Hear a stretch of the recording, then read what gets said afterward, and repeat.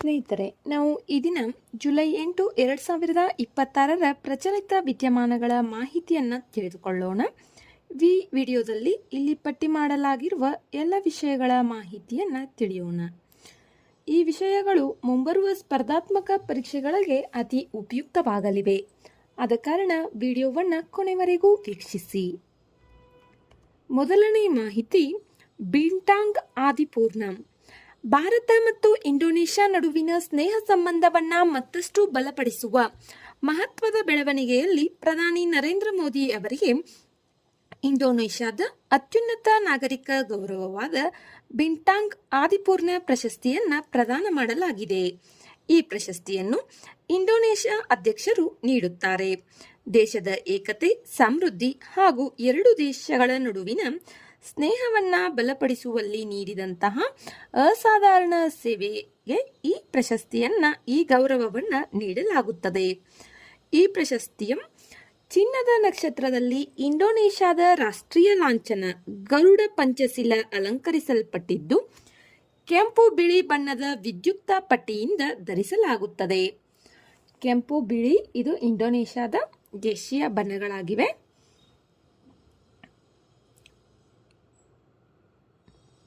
ರಾಜ್ಯೋತ್ಸವದ ಸಮಾರಂಭಗಳಲ್ಲಿ ಹಾಕಲಾಗುವ ನಕ್ಷತ್ರದ ಬ್ಯಾಡ್ಜ್ ಕೂಡ ಇದರ ಜೊತೆ ಇರುತ್ತದೆ. ನೆಕ್ಸ್ಟ್, ಗುವಾಹಟಿ ಘೋಷಣೆ. ಅಕ್ರಮ ಮಾದಕ ವಸ್ತು ಕಳ್ಳಸಾಗಣೆಯನ್ನ ತಡೆಗಟ್ಟಲು ಬ್ರಿಕ್ಸ್ ರಾಷ್ಟ್ರಗಳು ಗುವಾಹಟಿ ಘೋಷಣೆಯನ್ನ ಅಂಗೀಕರಿಸಿವೆ. ಅಸ್ಸಾಂನ ಗುವಾಹಟಿಯಲ್ಲಿ ನಡೆದ ಬ್ರಿಕ್ಸ್ ಮಾದಕ ವಸ್ತು ವಿರೋಧಿ ಸಂಸ್ಥೆಗಳ ಸಭೆಯಲ್ಲಿ ಈ ಮಹತ್ವದ ನಿರ್ಧಾರವನ್ನು ಕೈಗೊಳ್ಳಲಾಯಿತು. ಈ ಘೋಷಣೆಯ ಪ್ರಮುಖ ಉದ್ದೇಶಗಳು ಏನು? ಮಾದಕ ವಸ್ತು ಕಳ್ಳಸಾಗಣೆ ವಿರುದ್ಧ ಜಾಗತಿಕ ಸಹಕಾರ ಹೆಚ್ಚಿಸುವುದು, ಗುಪ್ತಚರ ಮಾಹಿತಿ ಮತ್ತು ಉತ್ತಮ ಅಭ್ಯಾಸಗಳನ್ನು ಪರಸ್ಪರ ಹಂಚಿಕೊಳ್ಳುವುದು, ಡಿಜಿಟಲ್ ತಂತ್ರಜ್ಞಾನ ಹಾಗೂ ದತ್ತಾಂಶ ಆಧಾರಿತ ತನಿಖೆಗಳಿಗೆ ಉತ್ತೇಜನ ನೀಡುವುದು, ಮಕ್ಕಳು ಹಾಗೂ ಯುವಜನರನ್ನ ಮಾದಕ ವ್ಯಸನದಿಂದ ರಕ್ಷಿಸಲು ಜನಕೇಂದ್ರಿತ ಕಾರ್ಯಕ್ರಮಗಳನ್ನು ಜಾರಿಗೊಳಿಸುವುದು. ಪ್ರಸ್ತುತ ಬ್ರಿಕ್ಸ್ ಒಕ್ಕೂಟದಲ್ಲಿ 11 ಸದಸ್ಯ ರಾಷ್ಟ್ರಗಳು ಹಾಗೂ 10 ಪಾಲುದಾರ ರಾಷ್ಟ್ರಗಳು ಸೇರಿದ್ದು ಜಾಗತಿಕ ಆರ್ಥಿಕತೆಯಲ್ಲಿ ಮಹತ್ವದ ಪಾತ್ರ ವಹಿಸಿವೆ. ಇನ್ನು ಭಾರತದ 2026ರ ಬ್ರಿಕ್ಸ್ ಅಧ್ಯಕ್ಷತೆಯಲ್ಲಿ ಸ್ಥಿತಿಸ್ಥಾಪಕತ್ವ, ನಾವೀನ್ಯತೆ, ಸಹಕಾರ ಮತ್ತು ಸುಸ್ಥಿರತೆಗಾಗಿ ನಿರ್ಮಾಣ ಎಂಬ ವಿಷಯದ ಅಡಿಯಲ್ಲಿ ಇದನ್ನು ನಡೆಸಲಾಯಿತು. ಬ್ರಿಕ್ಸ್ ಯಾವಾಗ ಆರಂಭವಾಯಿತು? ಬ್ರಿಕ್ಸ್ನ ಸ್ಥಾಪಕ ಸದಸ್ಯ ರಾಷ್ಟ್ರಗಳು ಯಾವುವು? ಪ್ರಸ್ತುತ ಬ್ರಿಕ್ಸ್ನಲ್ಲಿರುವಂತಹ ರಾಷ್ಟ್ರಗಳು ಯಾವುವು? 2001ರಲ್ಲಿ ಗೋಲ್ಡ್ಮನ್ ಸ್ಯಾಚ್ ಅರ್ಥಶಾಸ್ತ್ರಜ್ಞ ಜಿಮ್ ಓ ನಿಲ್ ಅವರು ಮೂಲತಃ ರಚಿಸಿದ್ದ ಬ್ರಿಕ್ ದೇಶಗಳಾಗಿ ಬ್ರೆಜಿಲ್, ರಷ್ಯಾ, ಭಾರತ್, ಚೀನಾದಿಂದ ಬ್ರಿಕ್ ಆರಂಭವಾಯಿತು. ತದನಂತರ 2010ರಲ್ಲಿ ದಕ್ಷಿಣ ಆಫ್ರಿಕಾ ಸೇರಿಕೊಂಡು ಬ್ರಿಕ್ಸ್ ಆಯಿತು. ಇವಾಗ 2024ರಲ್ಲಿ Egypt, Ethiopia, Iran, Saudi Arabia, UAE ಸೇರಿಸಲು ವಿಸ್ತರಣೆಯಾಯಿತು. 2025ರಲ್ಲಿ ಇಂಡೋನೇಷಿಯಾ ಕೂಡ ಈ ಬ್ರಿಕ್ಸ್ ಒಕ್ಕೂಟವನ್ನು ಸೇರಿಕೊಂಡಿದೆ. Next, leucine. ವಿಜ್ಞಾನ ಕ್ಷೇತ್ರದ ಮಹತ್ವದ ಸಂಶೋಧನೆಯೊಂದು ಇವಾಗ ಬೆಳಕಿಗೆ ಬಂದಿದೆ.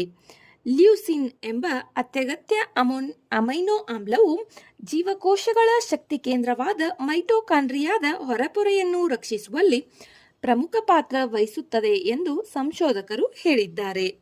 ಲ್ಯೂಸಿನ್, ಐಸೋಲ್ಯೂಸಿನ್ ಹಾಗೂ ವ್ಯಾಲಿನ್ ಸೇರಿ ಬ್ರಾಂಚ್ಡ್ ಚೈನ್ ಅಮೈನೋ ಆಸಿಡ್ಸ್ ಕುಟುಂಬಕ್ಕೆ ಸೇರಿವೆ. ಇವು ಸ್ನಾಯುಗಳ ಬೆಳವಣಿಗೆ, ಅಂಗಾಂಶಗಳ ದುರಸ್ತಿ, ಶಕ್ತಿ ಉತ್ಪಾದನೆ, ನರಮಂಡಲ, ಹೃದಯ ಹಾಗೂ ಮೆದುಳಿನ ಕಾರ್ಯನಿರ್ವಹಣೆಗೆ ಅತ್ಯಗತ್ಯವಾಗಿವೆ. ಮಾನವ ದೇಹದಲ್ಲಿ ಲ್ಯೂಸಿನ್ ಉತ್ಪತ್ತಿಯಾಗುವುದಿಲ್ಲ, ಆದ್ದರಿಂದ ಆಹಾರದ ಮೂಲಕವೇ ಇದನ್ನು ಪಡೆಯಬೇಕು. ಗಮನಿಸಿ, ಒಟ್ಟು 20 ಅಮೈನೋ ಆಮ್ಲಗಳಿದ್ದು ಅವುಗಳಲ್ಲಿ 9 ಅಗತ್ಯ ಅಮೈನೋ ಆಮ್ಲಗಳನ್ನು ನಾವು ಆಹಾರದಿಂದಲೇ ಪಡೆಯಬೇಕು. 9 ಅಗತ್ಯ ಅಮೈನೋ ಆಮ್ಲಗಳು ಯಾವುವು? Histidine, isoleucine, leucine, lysine, methionine, phenylalanine, threonine, tryptophan ಮತ್ತು ವ್ಯಾಲಿನ್. ಈ 9 ಅಮೈನೋ ಆಮ್ಲಗಳ ಬಗ್ಗೆ ಒಂದು ಚೂರು ಗಮನವಿರಲಿ. ಪರೀಕ್ಷೆಯಲ್ಲಿ ಅಗತ್ಯ ಅಮೈನೋ ಆಮ್ಲಗಳು ಯಾವುವು ಈ ರೀತಿ ಪ್ರಶ್ನೆಗಳು ಬರೋ ಸಾಧ್ಯತೆ ಇರುತ್ತದೆ.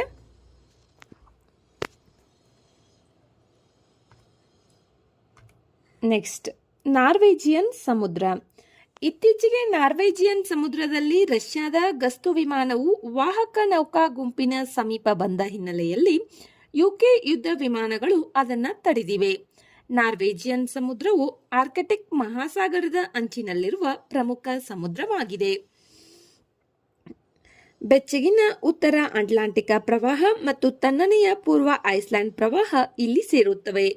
ಈ ಉಷ್ಣ ಮಿಶ್ರಣದಿಂದ ವಿಶ್ವದ ಅತ್ಯುತ್ತಮ ಮೀನುಗಾರಿಕೆ ಪ್ರದೇಶದಲ್ಲಿ ಇದು ಒಂದಾಗಿದೆ. ಇದು ಬೋರಿಯಲ್ ಮತ್ತು ಆರ್ಕ್ಟಿಕ್ ಹವಾಮಾನಗಳ ನಡುವಿನ ಪರಿವರ್ತದ ವಲಯವಾಗಿಯೂ ಕಾರ್ಯನಿರ್ವಹಿಸುತ್ತದೆ. ನೆಕ್ಸ್ಟ್, ಈಜಿಪ್ಟ್ನ ರಣಹದ್ದು. ಒಮ್ಮೆ ದಕ್ಷಿಣ ಭಾರತದ ಹಳ್ಳಿಗಳು, ದೇವಾಲಯ, ಪಟ್ಟಣಗಳು ಹಾಗೂ ಬಂಡೆ ಪ್ರದೇಶಗಳಲ್ಲಿ ಸಾಮಾನ್ಯವಾಗಿ ಕಾಣಿಸುತ್ತಿದ್ದ ಈಜಿಪ್ಟ್ನ ರಣಹದ್ದು ಈಗ ತನ್ನ ವ್ಯಾಪ್ತಿಯಿಂದ ಬಹುತೇಕ ಕಣ್ಮರೆಯಾಗುತ್ತಿದೆ. ಇದು ವಿಶ್ವದ ಅತ್ಯಂತ ಚಿಕ್ಕ ರಣಹದ್ದುಗಳಲ್ಲಿ ಒಂದಾಗಿದ್ದು ದಕ್ಷಿಣ ಯುರೋಪ್, ಉತ್ತರ ಮತ್ತು ಮಧ್ಯ ಆಫ್ರಿಕಾ, ಮಧ್ಯಪ್ರಾಚ್ಯ, ಮಧ್ಯ ಏಷ್ಯಾ ಹಾಗೂ ಭಾರತೀಯ ಉಪಖಂಡಗಳಲ್ಲಿ ಕಂಡುಬರುತ್ತದೆ. ಇದರ ವಿಶೇಷತೆ ಏನು?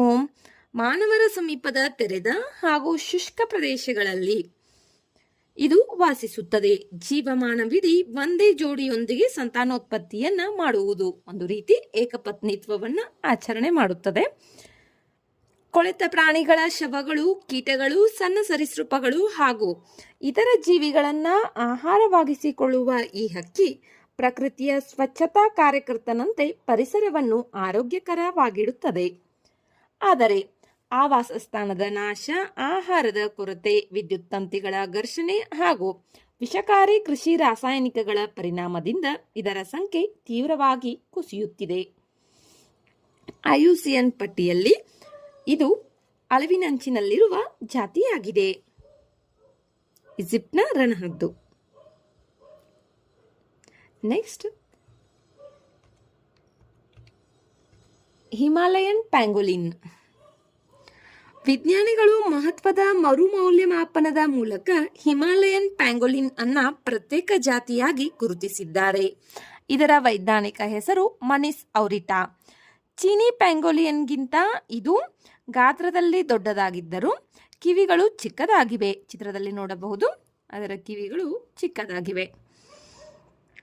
ವಾಸನೆಯ ಮೂಲಕ ಇರುವೆಗಳು ಹಾಗೂ ಗೆದ್ದಲುಗಳನ್ನು ಪತ್ತೆ ಹಚ್ಚುವ ಅತ್ಯಂತ ಅಭಿವೃದ್ಧಿ ಹೊಂದಿದ ಘ್ರಾಣ ವ್ಯವಸ್ಥೆಯನ್ನು ಇದು ಹೊಂದಿದೆ.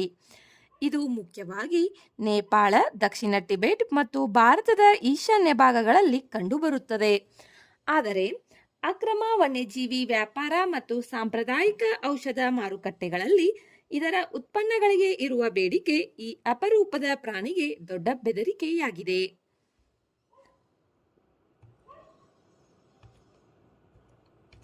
Next,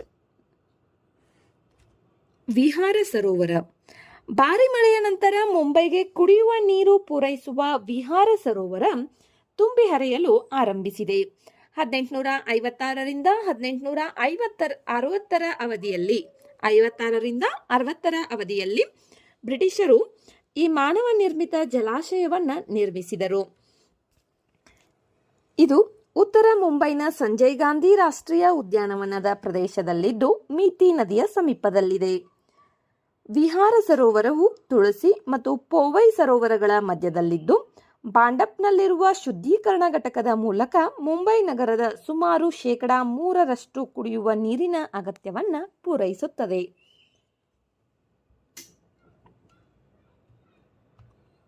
next, Sudan. ಯುನಿಸೆಫ್ ವರದಿಯ ಪ್ರಕಾರ ಸುಡಾನ್ನ ಅಂತರ್ಯುದ್ಧದಲ್ಲಿ ಕಳೆದ 6 ತಿಂಗಳುಗಳಲ್ಲಿ 300ಕ್ಕೂ ಹೆಚ್ಚು ಮಕ್ಕಳು ಸಾವನ್ನಪ್ಪಿದ್ದಾರೆ ಅಥವಾ ಗಾಯಗೊಂಡಿದ್ದಾರೆ. ಸುಡಾನ್ ಈಶಾನ್ಯ ಆಫ್ರಿಕಾದ ರಾಷ್ಟ್ರವಾಗಿದ್ದು ಈಜಿಪ್ಟ್, ಲಿಬಿಯಾ, ಚಾಡ್, ಮಧ್ಯ ಆಫ್ರಿಕಾ ಗಣರಾಜ್ಯ, ದಕ್ಷಿಣ ಸುಡಾನ್, ಇಥಿಯೋಪಿಯಾ ಹಾಗೂ ಎರಿಟ್ರಿಯಾದೊಂದಿಗೆ ಗಡಿಯನ್ನು ಹಂಚಿಕೊಂಡಿದೆ. Sudan, Chad, Egypt, Eritrea, South Sudan ಇವುಗಳೆಲ್ಲದರೊಂದಿಗೆ ಗಡಿಯನ್ನು ಹಂಚಿಕೊಂಡಿದೆ. ಇದು ಕೆಂಪು ಸಮುದ್ರದೊಂದಿಗೂ ಕೂಡ ತನ್ನ ಗಡಿಯನ್ನು ಹಂಚಿಕೊಂಡಿದೆ. ಇದರ ರಾಜಧಾನಿ ಖಾರ್ಟೂಮ್. ಇದು ಮುಖ್ಯವಾಗಿ ನೈಲ್ ನದಿ ಮತ್ತು ಅದರ ಉಪನದಿಗಳಿಂದ ಬರಿದಾಗುವ ವಿಶಾಲವಾದ ಬಯಲು ಮತ್ತು ಪ್ರಸ್ಥಭೂಮಿಗಳಿಂದ ಕೂಡಿದೆ. ಈ ದೇಶದ ಪ್ರಮುಖ ಜೀವನಾಡಿ ನೈಲ್ ನದಿ. ಇದು ದಕ್ಷಿಣದಿಂದ ಉತ್ತರಕ್ಕೆ ಹರಿದು ದೇಶದ ಭೌಗೋಳಿಕ ಮತ್ತು ಆರ್ಥಿಕ ಬದುಕಿಗೆ ಆಧಾರವಾಗಿದೆ. ಇಲ್ಲಿರುವಂತಹ ಅತ್ಯುನ್ನತ ಬಿಂದು ಜಬಲ್ ಮರ್ರಾ. ಈ ದೇಶದಲ್ಲಿ ಪೆಟ್ರೋಲಿಯಂ, ಕಬ್ಬಿಣದ ಅದಿರು, ತಾಮ್ರ, ಕ್ರೋಮಿಯಂ ಅದಿರು, ಸತು, ಟಂಗ್ಸ್ಟನ್, ಮೈಕಾ, ಬೆಳ್ಳಿ, ಚಿನ್ನದ ಸಣ್ಣ ನಿಕ್ಷೇಪಗಳು, ಜಲವಿದ್ಯುತ್ ಇವೆಲ್ಲವೂ ಇಲ್ಲಿರುವಂತಹ ನೈಸರ್ಗಿಕ ಸಂಪನ್ಮೂಲಗಳಾಗಿವೆ.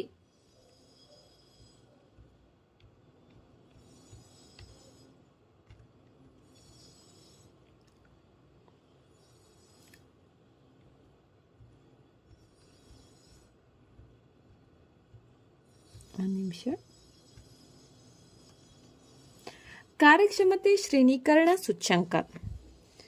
ಕೇಂದ್ರ ಶಿಕ್ಷಣ ಸಚಿವಾಲಯವು 2025-26 ಕಾರ್ಯಕ್ಷಮತೆ ಶ್ರೇಣೀಕರಣ ಸೂಚ್ಯಂಕ 2.0 ಬಿಡುಗಡೆ ಮಾಡಿದೆ. ಈ ಸೂಚ್ಯಂಕವು ರಾಜ್ಯಗಳು, ಕೇಂದ್ರಾಡಳಿತ ಪ್ರದೇಶಗಳು ಹಾಗೂ ಜಿಲ್ಲೆಗಳ ಶಾಲಾ ಶಿಕ್ಷಣದ ಗುಣಮಟ್ಟವನ್ನು ಮೌಲ್ಯಮಾಪನ ಮಾಡುತ್ತವೆ.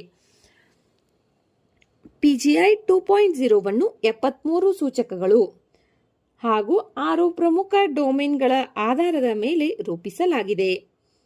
ಇದರ ಉದ್ದೇಶ ರಾಜ್ಯಗಳ ನಡುವೆ ಆರೋಗ್ಯಕರ ಸ್ಪರ್ಧೆಯನ್ನು ಉತ್ತೇಜಿಸಿ ಶಿಕ್ಷಣದ ಗುಣಮಟ್ಟವನ್ನು ಮತ್ತು ಇನ್ನಷ್ಟು ಸುಧಾರಿಸುವುದು ಆಗಿದೆ.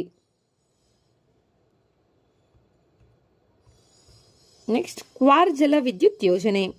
ಜಮ್ಮು ಕಾಶ್ಮೀರದ ಕಿಶ್ತ್ವಾರ ಜಿಲ್ಲೆಯಲ್ಲಿ ನಿರ್ಮಾಣ ಹಂತದಲ್ಲಿರುವ 540 ಮೆಗಾವ್ಯಾಟ್ ಸಾಮರ್ಥ್ಯದ ಕ್ವಾರ್ ಜಲವಿದ್ಯುತ್ ಯೋಜನೆ ಭಾರೀ ಮಳೆಯಿಂದ ಕುಸಿತ ಅನುಭವಿಸಿದೆ. ಭೂಕುಸಿತವನ್ನು ಅನುಭವಿಸಿದೆ. ಈ ಯೋಜನೆ ಚೀನಾಬ್ ನದಿಯ ಮೇಲೆ ನಿರ್ಮಾಣವಾಗುತ್ತಿದ್ದು ರನ್ ಆಫ್ ದಿ ರಿವರ್ ಮಾದರಿಯಲ್ಲಿ ಅಭಿವೃದ್ಧಿಪಡಿಸಲಾಗುತ್ತಿದೆ. 109 ಮೀಟರ್ ಎತ್ತರದ ಅಣೆಕಟ್ಟು ಹಾಗೂ 435 ಮೆಗಾವ್ಯಾಟ್ ಘಟಕಗಳನ್ನು ಒಳಗೊಂಡಿರುವ ಈ ಯೋಜನೆಯಿಂದ ವರ್ಷಕ್ಕೆ 1975 ಮಿಲಿಯನ್ ಯೂನಿಟ್ ವಿದ್ಯುತ್ ಉತ್ಪಾದನೆಯನ್ನು ನಿರೀಕ್ಷಿಸಲಾಗಿದೆ. ಈ ಯೋಜನೆಯನ್ನು ಚೀನಾ valley power project private limited ಅಭಿವೃದ್ಧಿಪಡಿಸುತ್ತಿದೆ. ಇಂತಹ ಪರೀಕ್ಷಾ ದೃಷ್ಟಿಯಿಂದ ಅತ್ಯಂತ ಪ್ರಮುಖ ಪ್ರಚಲಿತ ವಿದ್ಯಮಾನಗಳ ಮಾಹಿತಿಯನ್ನು ನೀವು ಕನ್ನಡದಲ್ಲಿ ಪಡೆಯಲು ನಮ್ಮ ಚಾನಲ್ಗೆ ಈಗಲೇ ಸಬ್ಸ್ಕ್ರೈಬ್ ಮಾಡಿಕೊಳ್ಳಿ. ವಿಡಿಯೋದಲ್ಲಿರುವ ಮಾಹಿತಿ ಇಷ್ಟವಾದರೆ ವಿಡಿಯೋಗೆ ಲೈಕ್ ಮಾಡಿ ನಿಮ್ಮ ಸ್ನೇಹಿತರೊಂದಿಗೆ ಹಂಚಿಕೊಳ್ಳಿ. ಮುಂದಿನ ವಿಡಿಯೋದಲ್ಲಿ ಇನ್ನಷ್ಟು ಪ್ರಮುಖ ವಿಷಯಗಳೊಂದಿಗೆ ಭೇಟಿಯಾಗೋಣ. ಧನ್ಯವಾದಗಳು.